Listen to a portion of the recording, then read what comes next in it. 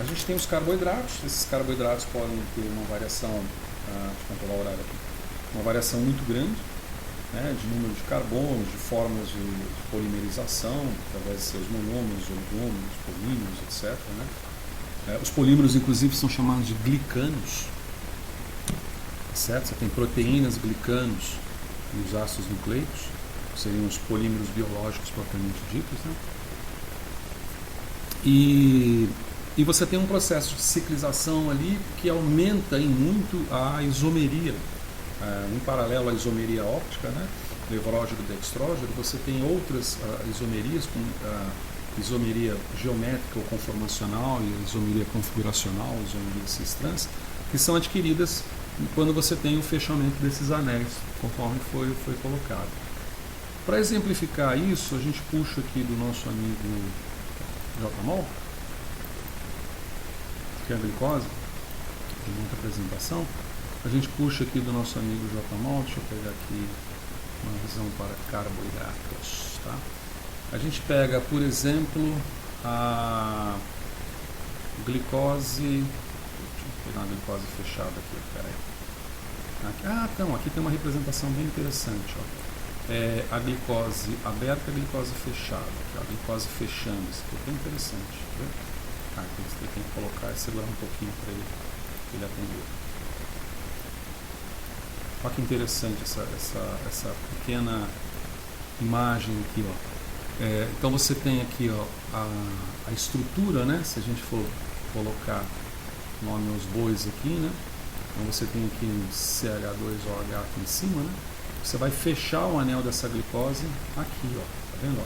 No ataque da ligação hemicetal, que se dá entre o oxigênio, né? Que estava lá, aquela rotação que eu mencionei para vocês, no carbono 4 e o carbono 5, que pegou a hidroxila e jogou a hidroxila aqui mais próximo da ligação do carbono com o hidrogênio. Então você tem um ataque nucleofílico aqui que permite o fechamento do anel. Esse aqui, inclusive, tem uma animação em algum lugar aqui que o anel é fechado. Acho que é essa daqui, ó, quer ver? Deixa eu ver aqui. Papo 1. Acho que é essa daqui, ó, que bonitinha. Peraí, não fez cara.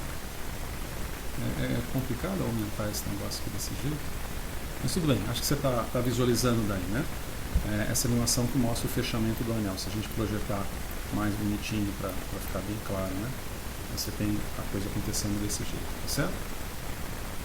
Pois bem, isso gera então aqueles conformeros, né? Os conformeros que pode ser, por exemplo, o conformero aqui, ó, bem bonitinho, em bote, né? Por isso que tem essa estrutura muito característica. Às vezes você vê em livros, né, em outros livros, acho que até ensino médio mostra essa configuração também em bote. E você tem também a configuração alternativa, que é a configuração em cadeira, né?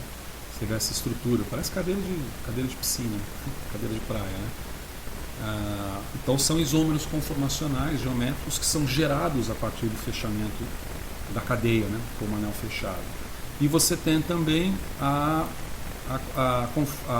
isomeria configuracional ou isomeria cis-trans, que a gente consegue observar. Eu gosto de usar a palavra facilmente, mas facilmente não é tão facilmente assim, né, quando se trata de bioquímica, em que se a gente posicionar dessa maneira aqui, ó, você joga o grupo CH2OH aqui à esquerda, no meu caso está à esquerda, né, não sei como é que está. O carbono anomérico é esse carbono aqui, ó, tá? Quer dizer, o carbono quiral, é um centro quiral. Na hora que você fecha o anel, gera esse centro quiral, e esse centro quiral ele pode ser reativo se ele tiver uma hidroxila livre. Como eu tinha mencionado, ó, se a gente colocar mais ou menos no plano, você vê que essa ligação ela vem para baixo do plano, né, do anel de Pirano. Seria esse anel estruturado dessa forma, né? Acho que até esqueci de mencionar. As chamadas piranoses são carboidratos derivados da estrutura do anel de Pirano, que é representado dessa forma aqui, né? Então, por exemplo, glicose, vamos colocar assim, né? Glicose, galactose, manose são monossacarídeos com a conformação de Pirano.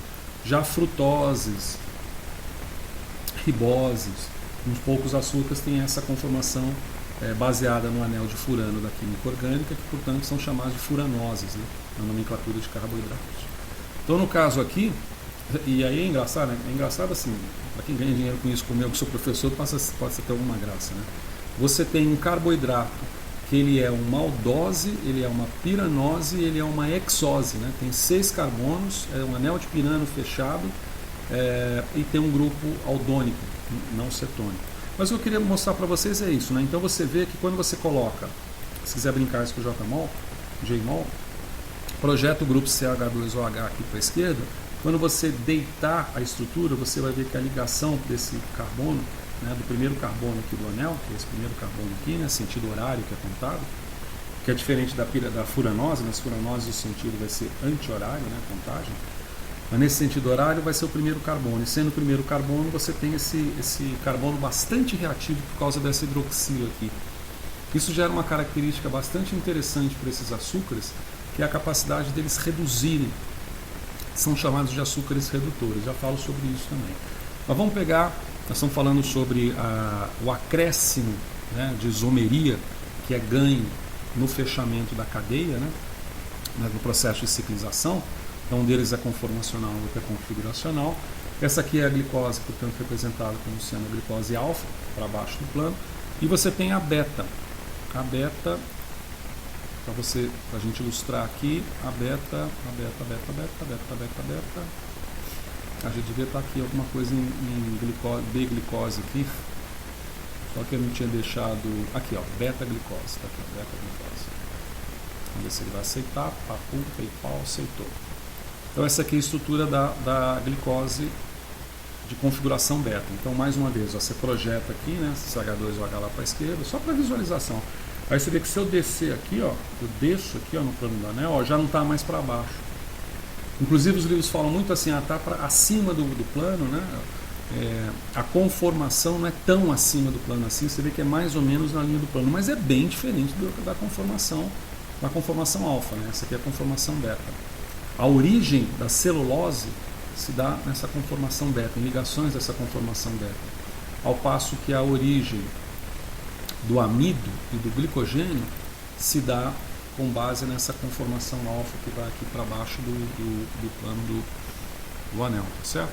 Então aí você tem esses dois aspectos adicionais que são ganhos nesse processo. Vou dar uma encerrada aqui para a gente continuar falando agora, são, vamos dizer assim, uma informação básica sobre os monossacarídeos. A gente vai passar agora a falar um pouco dos oligosacarídeos, fundamentalmente dos disacarídeos.